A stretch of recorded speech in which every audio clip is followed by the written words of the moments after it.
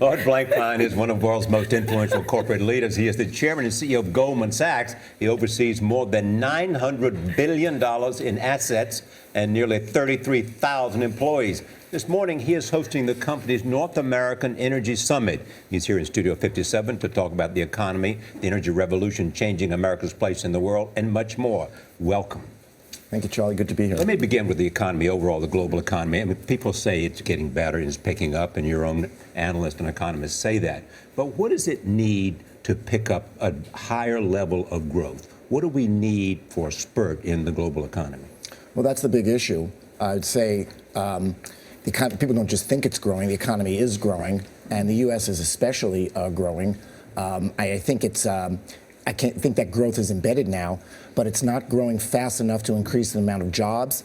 The Federal Reserve feels a burden to move that along. And so right now we have a situation where we have growth in the United States, but central bank policy in the United States, and in fact, central bank policy around the world, in Japan and China, and of course in Europe most recently, is to be very, very stimulative. So all of that is very, is meant to take the market forward and increase GDP. But at the same time, people look at corporations in America and around the world saying they're sitting on a lot of cash. Right. Why aren't they spending that money on plants and new employees? Well, there was a very big trauma in the financial crisis. There's a lot of liquidity. Interest rates are very low. I mean, to be able to borrow money near to zero, and for companies not to put money to work, that they get at a zero rate and think they can make a profit is so not a good thing. So why aren't they doing it? Economics, you're dealing with sentiment, you're dealing with psychology, the human condition. It's a soft science, not a hard science. And so all you could do is deal with the reality and try to advance it along. And so I think legislation is not a tool that's available. There's not going to be a lot of new legislation in this country because of the divided Congress. And so the Federal Reserve is left with all the policy to carry itself. So your company's hosting the North American Energy Summit this week. What are you hoping to see that will help capitalize on the energy boom? What needs to happen, Lloyd, for that to a few things need to be happening. For one thing, we should recognize what a blessing that North America and the United States in particular has. I mean, all of us of our age grew up in a world where we just took it as granted that we were going to have to import energy from some of the most troubled places in the world, and some of those troubled places had their troubles because they had energy in the first place. Now, all of a sudden, we have a completely different view forward. And if you want to think how that would change the world going forward, just think how the world over the last 40 years might have been different if we didn't have our energy situation that we had. Just think of what we've had to do to secure the sea lanes, the geopolitics of the last few years, the economy, the stresses and strains that we had. Going forward, we have a terrific situation going forward. We should recognize it, but it's a gift, but it has to be picked up, and we have to go out and meet it. Regulation has to be clarified.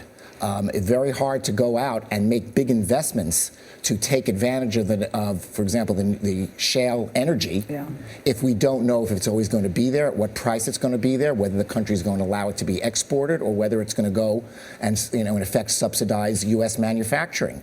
Big investments have to be made, and there has to be clarity before people are willing to make investments that have a 5 or 10-year payback. I mean, America's increasing energy independence is one of the brightest spots in the U.S. economy, right? What is the biggest worry for you? What worries you?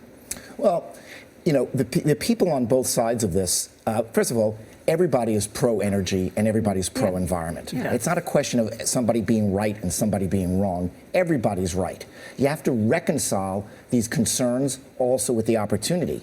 The country needs to grow economically. We need to have jobs. That's an imperative. And we need to have jobs and growth in a sustainable way. And so those interests have to be reconciled. Let me ask you, Charlie brought this up about the amount of cash that American companies are sitting on, $1.5 trillion. And yet the unemployment rate has ticked down a little bit, but wages have not risen. How do you deal with income inequality? I mean, as the CEO of Goldman Sachs, what do you think about income inequality? Well, we'd like to... Income inequality is a very destabilizing thing in the country. In other words, it's responsible for the divisions in the country. The divisions could get wider. If you can't legislate, you can't deal with problems. You can't deal with problems, you can't drive growth, and you can't drive the success of the country. It's a very big issue and something that has to be dealt with. One of the ways of dealing with it is to make the pie grow. Right. And people are better at making the pie grow, but I have to say, too much of the GDP over the last generation has gone to too few of the people. What do you mean making the pie grow? Well, the economic system has to do two things. You have to grow a pie, and you have to distribute it in a proper way. Both contribute to the stability of society. If you grow the pie, but too few people enjoy the benefits of it and the fruit, then you'll have an unstable society. But that's exactly the point that people like Tom Piketty and even Hillary Clinton there are making, that there's real danger if the income inequality and the way the top 1% and what they represent continues and the trend continues. Well, part of this is, listen, yes, full stop. And if there was a lever to pull and a button to push, we'd pull it, and it would be pulled and it would be pushed. People are trying to grapple with the reasons for it. So, for example, technology, media, the new economy.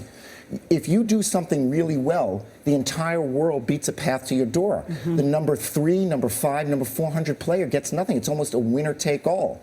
Jobs. The world has been enriched by the fact that it's been flat and that manufacturing could go, labor can go to the cheapest places. It's a one world. Barriers have come down, trade has gone up. But it's also gone and contributed to income inequality, because if you win really big, and if you lose everything if you can't compete. But Lloyd, you were not always one of the, there's a big gap between the have and have-nots. You were one of the have-nots. You were a scholarship student at Harvard. You said you were not one of the popular kids. You sold peanuts and hot dogs at Yankee Stadium. So you know what people are going through. You remember those days. No, I grew up in Brooklyn, and in the projects, of course, and there was I had tremendous opportunity, and other people didn't find opportunity. But this is the thing that I want people to know about Lloyd Blankfein. I know from reliable sources you're a good husband, you're a good father. You were recently named one of the top. The only reliable source for that is my wife. Yeah, that's why I said reliable Okay, sources. good. One of the top financial leaders in the country, which I think is so ironic from someone who, at first, when you first applied to Goldman, you didn't get the job. Yeah. So what is it that you do to keep people engaged at Goldman Sachs? What makes you so great at what you do? We have. At Goldman Sachs, one of the things is we have a great drawing power. We get the smartest kids who come out of great schools and not so great schools, but they're the top performing people. They're motivated. They want to work well. And I tell you, if you get great input, you can get great output. And I'll tell you, and the firm has a great convening power. And from that comes a lot of influence, but it's really the influence of being able to draw people, like the energy conference that we're having today. We're going to have a conference of some of the most influential people that bear on this issue. We have the finance ministers of Mexico. Again, it's a North American conference. Mexico, Canada, Secretary Lew, the Treasury Secretary of the United States. And you have an intern traveling with you today. I'm thinking, what a lesson he's getting today. Yes, we have an intern traveling with us. Yes, I'm thinking, that's not a bad job. That's not a bad job. Thank you, Lloyd Blankfein. Well, thank you very much. Really good to have you at the table. Thank you.